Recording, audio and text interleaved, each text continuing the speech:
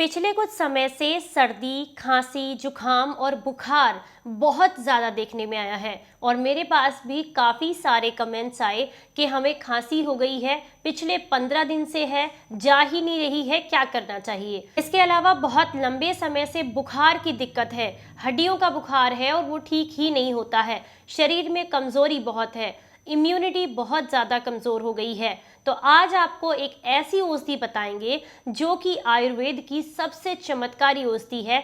इसका इस्तेमाल करके आप सालों पुरानी खांसी को बिल्कुल एक बार में ही ठीक कर सकते हैं। इसके अलावा अगर आप हड्डियों के बुखार से परेशान हैं तो मात्र 3 दिन में आपको इसमें आराम मिलेगा। नमस्कार, मैं डॉक्टर मधु, एक सर्टिफाइड डाइटिशियन और एक नेचुरोपैथ। आज की इस इंटरेस्टिंग वीडियो में आप सभी को बहुत बहुत वेलकम करती हूँ। आज हम बात करने वाले हैं खांसी के बारे में, चाहे वो सूखी खांसी हो, चाहे वो बलगम वाली खांसी हो। तो इन सारी समस्याओं को आज के इस नुस्खे के साथ हम बहुत आसानी से ठीक करेंगे। अगर आप बहुत लंबे समय से सर्दी, खांसी या जुखाम से परेशान रहते हैं और अक्सर इसकी वजह से आपके सिर में भारीपन रहता है, गले में तकलीफ रहती है, सीने में जकड़न महसूस होती है या आपको बार बार बुखार आता रहता है, तो आज के इस नुस्खे को आपको ज़रूर इस्तेमाल करना चाहिए। लेकिन सबसे पहले समझते हैं कि खांसी होने का कारण क्या होता है। किसी किसी को ठंडी चीज़ से अगर एलर्जी है और वो ज़्यादा मात्रा में ठंडी चीज़ खा लें तो ऐसे में आपको कफ बनने लगता है और वो खांसी की दवाई लेना शुरू कर देते हैं। कफ बनता है, खांसी की दवाई ली जाती है तो धीरे धीरे करके आपको ये लगने लगता है कि हमें खांसी में आराम हो गया है, लेकिन ऐसा बिल्कुल नहीं है। जब आप खांसी की दवाई लेते हैं तो जो कफ है जिसे बाहर निकलना चाहिए वो धीरे धीरे करके आपके सीने में चिपकना शुरू कर देता है और यही चिपका हुआ कफ आपको बहुत परेशानी देता है। यही बार बार आपको बीमार करता है। इसी की वजह से बार बार लौटकर खांसी आती है और इसी की वजह से आपका इम्यून सिस्टम कमज़ोर होने की वजह से आपको सर्दी, खांसी बहुत जल्दी होने लगते हैं।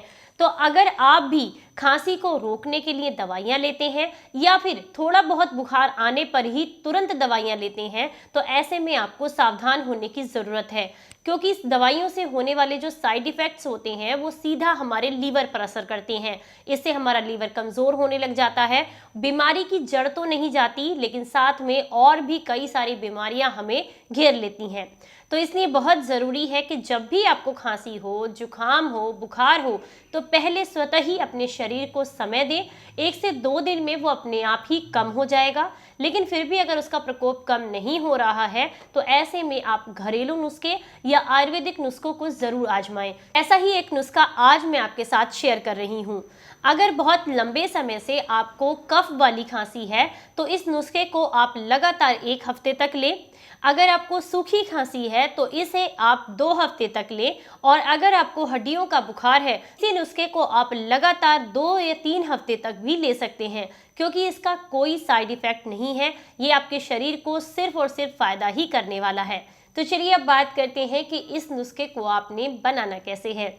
इसे बनाने के लिए आपने 2 गिलास पानी लेना है और ये नुस्खा मैं सिर्फ और सिर्फ एक व्यक्ति के लिए बता रही हूँ। तो इसमें आपने 2 गिलास पानी इस्तेमाल करना है। लगभग 400 ml आपने पानी यहाँ पर लेना है। पानी को एक पैन में डालेंगे। इसके बाद आपने इसके अंदर डालने हैं अमरूद के 3 से 4 पत्ते। अगर आपके पास ताजे हैं तो बहुत अच्छी बात है, 3-4 ताजे पत्ते डाल दीजिए। नहीं है तो कोई बात नहीं, आप सूखे पत्ते भी घर में स्टोर करके रख सकते हैं, ये भी आपको उतना ही फायदा देते हैं, तो आप सूखे पत्ते भी डाल सकते हैं। जो अमरूद का पत्ता होता है वो सीने में जमा कफ को निकालने में आपको बेहद मदद करता है। इसके अलावा अगर आपको श्वास की नली में किसी तरह की सूजन या इन्फेक्शन है तो उसमें भी अमरूद का पत्ता आपको बेहद लाभ देता है। दूसरी जो चीज़ आपने इस्तेमाल करनी है वो है गिलोय। गिलोय का एक छोटा सा टुकड़ा आपने इसके अंदर छेद करके डालना है, इस बात का ध्यान रखें। अगर आपको गिलोय नहीं मिलती है तो गिलोय का पाउडर बहुत आसानी से आपको मार्केट में मिल जाता है। 1/4 चम्मच आप वो पाउडर भी इसमें मिक्स कर सकते हैं। लेकिन ये सारी औषधियाँ तभी डालनी है जब पानी हल्का सा गर्म हो जाए। गिलोय हड्डियों के बुखार के लिए और पुराने कफ और खांसी के लिए बहुत अच्छी होती है। यकीन मानिए जब इस नुस्खे का आप इस्तेमाल करेंगे तो आपको फ़ायदा दूसरे दिन से ही दिखना शुरू हो जाएगा। क्योंकि ये आयुर्वेदिक औषधियाँ हैं तो इसलिए समय तो ज़रूर लगता है, ये तुरंत असर नहीं करती हैं क्योंकि ये जड़ पर असर करती हैं, तो इसलिए समय लगेगा 2 दिन का। 2 दिन के बाद आपको इसका असर दिखना शुरू हो जाएगा। अगली जो चीज़ आपने यहाँ पर इस्तेमाल करनी है वो है 2 काली मिर्च आपने डालनी है। काली मिर्च के जो दाने होते हैं उन्हें कूट करके इसमें डाल दीजिएगा, लेकिन ध्यान रखना है 2 से ज़्यादा इस्तेमाल नहीं करनी है क्योंकि कई बार ये जो है कफ को बढ़ा भी देती हैं। अगर आपको सूखी खांसी की प्रॉब्लम है तो ऐसे में आप काली मिर्च मत डालिएगा, अगर बलगम वाली खांसी है तो ही काली मिर्च का इस्तेमाल कीजिएगा। तो 2 काली मिर्च आपने इसके अंदर कूट कर डाल देनी है। इसके बाद आप इसमें डालेंगे 2 फूल वाली लौंग। फूल से मेरा मतलब है उसके ऊपर जो फूल लगा हुआ होता है वो होना चाहिए, अगर वो नहीं है, लौंग टूटी हुई है तो फिर वो आपको फायदा नहीं करेगी। दोनों लौंग को आपस में रगड़ कर या हल्का सा छेद करके आपने इसके अंदर डाल देना है। ये आपकी सांस की नली में आई हुई सूजन और इन्फेक्शन को कम करने में काफ़ी मदद करती है। पर अगर आपको गले में जलन की दिक्कत है या आपको ऐसा महसूस हो रहा है कि गले में घाव हो गए हैं तो ध्यान रखना है कि लौंग का इस्तेमाल आपको नहीं करना है, क्योंकि गले में अगर बहुत भयंकर इन्फेक्शन है तो ऐसे में लौंग इन्फेक्शन को बढ़ाने का काम करती है। इसीलिए आयुर्वेद में कहा जाता है कि हर औषधि हर किसी के लिए नहीं बनी है, सबको अपने अपने स्वास्थ्य के हिसाब से कितनी मात्रा में लेना है और कैसे लेना है ये ज़रूर पता होना चाहिए। ये जो लौंग है ये सूखी खांसी वालों को तो फ़ायदा करेगी, कफ वालों को भी फ़ायदा करेगी, लेकिन आपको अगर बहुत भयंकर वाला गले में इन्फेक्शन है और आपको कुछ सटकते भी दर्द हो रहा है गले में, तो ऐसे में आप लौंग का इस्तेमाल बिल्कुल ना करें क्योंकि ये गले के इन्फेक्शन को बढ़ाने का काम भी कर देती है। इसके बाद जो अगली चीज़ आपने इस्तेमाल करनी है वो है आधा चम्मच आप यहाँ पर अजवाइन डालेंगे। अगर आप बड़े हैं तो आधा चम्मच डालें, अगर आप बच्चे को दे रहे हैं तो 1/4 चम्मच या कुछ दाने आप अजवाइन के इसमें डालें। अजवाइन पुराने कफ को निकालने का काम करती है और हड्डियों के बुखार के लिए बहुत अच्छी होती है। इसके अलावा अगर जोड़ों में दर्द की दिक्कत आपको रह रही है बुखार की वजह से या फिर किसी भी बीमारी की वजह से, तो ऐसे में भी अजवाइन शरीर से सूजन को कम करती है क्योंकि इसमें एनाल्जेसिक तत्व होते हैं, तो ये दर्द और सूजन दोनों में आराम देती है। जो औषधि मैं आपको बता रही हूँ इसमें जो भी चीज़ें आपको बताई गई हैं इन सबको आप अच्छे से नोट डाउन करें। हर एक इंग्रेडिएंट के अपने फ़ायदे हैं तो किसी एक को भी मिस मत कीजिएगा। अगर नहीं मिल पाता है फिर मजबूरी है तो आप स्किप कर सकते हैं, लेकिन कोशिश कीजिएगा कि सारी चीज़ों का इस्तेमाल करें। और अगर बच्चों को देना चाहते हैं इसे तो कम मात्रा में दे सकते हैं, उसके लिए मैं वीडियो के एंड में आपको बताऊंगी किस तरीके से किन सावधानियों का ध्यान रखते हुए आप दे सकते हैं। अगली जो चीज़ आपने यहाँ पर इस्तेमाल करनी है वो है अजवाइन के पत्ते। अगर आपको ताज़े मिल जाते हैं तो आप वो डालिएगा सूखी अजवाइन की जगह, नहीं मिलते हैं तो फिर आप सूखी अजवाइन का ही इस्तेमाल कीजिएगा। इसके अलावा जो अगली चीज़ है वो है चिरायता। बहुत आसानी से आपको किसी भी आयुर्वेदिक स्टोर पर मिल जाएगा। ताज़े अगर पेड़ की आपको पहचान है पौधे की तो आप उसके पत्तों को भी डाल सकते हैं। तो यहाँ पर थोड़ी सी मात्रा में आपने चिरायता डालना है। मान के चलिए अगर सूखी औषधि है तो मात्र चुटकी भर आपने उसके अंदर उसको डाल देना है। इसके बाद जो अगली चीज़ आप इस्तेमाल करेंगे वो है पुनर्नवा। ये भी बहुत आसानी से किसी आयुर्वेदिक स्टोर पर आपको मिल जाएगा। बहुत कम मात्रा में डालना है, इस बात का विशेष ध्यान रखें। तो थोड़ी सी मात्रा में लगभग 2 या 3 ग्राम की मात्रा में इसका पाउडर अगर आपके पास है तो वो डाल दीजिएगा। सूखी औषधि है तो चुटकी भर करके आपने ये डाल देना है। इसके बाद जो अगली चीज़ आपने इस्तेमाल करनी है वो आपको बेहद लाभ देगी उन लोगों को जिन्हें बहुत लंबे समय से कफ वाली खांसी है और उसकी वजह से सीने में दर्द या जकड़न महसूस होती है। वो है तुलसी।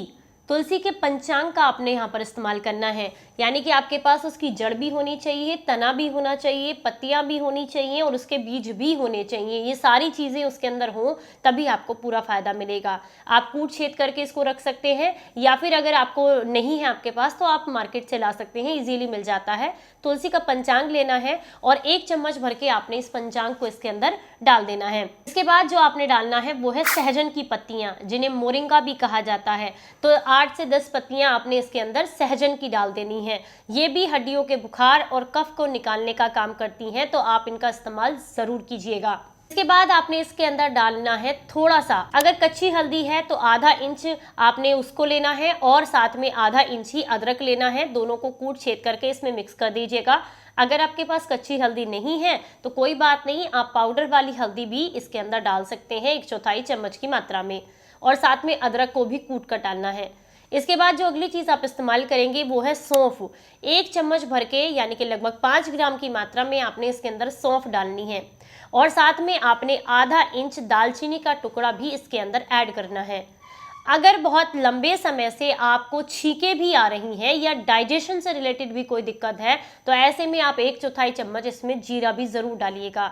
इन सारी चीज़ों को आपने अच्छे से पका लेना है। पहले थोड़ी देर के लिए खुला पकाएं, उसके बाद ढककर पकाएं और आप इसे तब तक पकाएं जब तक ये सारी चीज़ें पकते पकते 50 ml ना रह जाएं और जितनी धीमी आंच पर आप पकाएंगे उतना ही आपको बेनिफिट मिलेगा। सालों से फेफड़ों में कफ जमा हो, फेफड़ों में इन्फेक्शन हो या फिर किसी भी तरह की सांस की नली की सूजन हो, उसमें आपको ये नुस्खा बेहद लाभ देगा। मात्र 2 दिन के अंदर आपको इसमें आराम दिखना शुरू हो जाएगा। इसके अलावा अगर आपको लंबे समय से खांसी है किसी भी तरह की, उसमें भी आपको लाभ मिलेगा। आपकी इम्यूनिटी बढ़ेगी, जोड़ों के दर्द में आपको आराम मिलेगा, बुखार भी ठीक होगा। इसके अलावा अगर बहुत लंबे समय से ब्लड के इन्फेक्शन से परेशान है, जिसकी वजह से स्किन पर किसी न किसी तरह की परेशानी, दाग धब्बे, झुर्रियाँ, झाइयाँ चलती रहती हैं, तो इनमें भी आपको आराम मिलेगा क्योंकि ये खून को साफ करके रंगत को निखारने का काम भी करता है। इसका कोई साइड इफेक्ट नहीं है, लेकिन कई बार क्या होता है, इसमें सारी चीज़ें अक्सर गर्म इस्तेमाल की जाती हैं तो ये पेट में जलन की दिक्कत कर देता है। अगर आपको लगता है कि आपको ऐसी समस्या हो रही है तो ऐसे में जो भी मात्रा मैंने बताई है आप उससे भी इसको हाफ कर दीजिएगा, उसके बाद आप आराम से इसको ले सकते हैं। और कोशिश कीजिएगा रात को सोने से पहले इसे लें और अगर समस्या ज़्यादा है तो सुबह के समय में भी खाली पेट इसका इस्तेमाल किया जा सकता है। इसे पकाकर गुनगुना करके ही इस्तेमाल करना है। और एक बात और ध्यान में रखें, क्योंकि जब भी मैं कोई औषधि बताती हूँ तो मेरे पास काफ़ी सारे कमेंट इस चीज़ को लेकर के आते हैं कि क्या हम इसे बनाकर रख सकते हैं, क्योंकि ये काफ़ी सारी चीज़ें हैं, बार बार बनाने में झंझट लगती है। तो ये जो औषधि है इसे आप बनाकर नहीं रख सकते हैं, इसे ताज़ा ही बनाना है और तुरंत ही इस्तेमाल कर लेना है 30 मिनट के अंदर अंदर। इस बात का ध्यान रखें।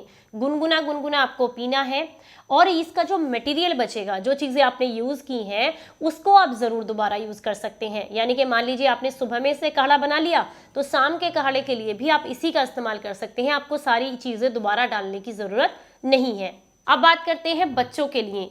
तो जो भी चीज़ें, जो भी इंग्रेडिएंट मैंने बताए हैं, इन्हें कम कम मात्रा में आप बच्चों को भी दे सकते हैं। और ये जो काढ़ा बनकर तैयार हुआ है इसे 20 ml की मात्रा में अगर बच्चा 5 साल से ऊपर का है तो आप आराम से दे सकते हैं। उसको बहुत आराम मिलेगा, चाहे खांसी हो या बुखार, हर तरीके से उसको फ़ायदा मिलेगा। बहुत ही आयुर्वेदिक और बहुत ही आजमाया हुआ नुस्खा है। मैंने अपने काफ़ी सारे क्लाइंट्स के साथ यूज़ किया है, उन्हें तुरंत लाभ इसने दिया है, तो आप भी ट्राई कर सकते हैं। वीडियो अच्छा लगा हो तो लाइक एंड शेयर करना प्लीज़ बिल्कुल मत भूलिएगा, क्योंकि आजकल खांसी की समस्या हर दूसरे घर में किसी न किसी को है और इम्यूनिटी कमज़ोर हो रही है। तो अपने शरीर को स्वस्थ रखना हमारे लिए बहुत ज़रूरी है। कोशिश करें दवाइयाँ जितनी ज़्यादा से ज़्यादा लेने से बच सकते हैं उतना बचें। आयुर्वेदिक औषधियाँ और घरेलू औषधियों को अपनाएं। फिर मिलेंगे किसी नई जानकारी के साथ, तब तक अपना ख्याल रखें, अपनों का ख्याल रखें और हंसते मुस्कुराते रहें। Stay healthy, stay happy. Bye bye, नमस्कार।